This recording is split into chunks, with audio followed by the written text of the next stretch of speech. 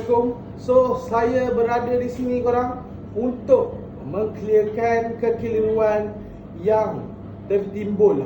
Tiba-tiba ada berlaku kekeliruan berkaitan dengan program Scout Fantasy 2.0 Kuantan. Okey, saya nak clearkan balik yang mana program ini kami akan anjurkan pada 15 April ni bertempat di perpustakaan. Perpustakaan Kuantan yang besar tu dekat sebelah bangunan MBK tu, kita akan buat dekat situ. So, mana yang belum join, mana sekolah-sekolah yang daerah berdekatan, yang di daerah Kuantan yang belum join, korang boleh join program kita Scout Fantasy pada 15 April ni.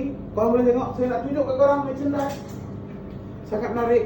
Akan ada tayangan movie Papa Zola. Korang tengok ada karakter Otoy kat sini, Otoy pengakap. So, jumpa korang dekat perpustakaan.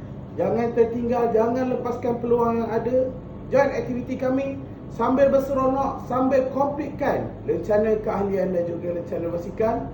Jumpa kami Sekretariat Pengangkat Kelana Negeri Pahang di perpustakaan 15 April ni, Scout Fantasy 2.0 Kuantan. Salam lengkap.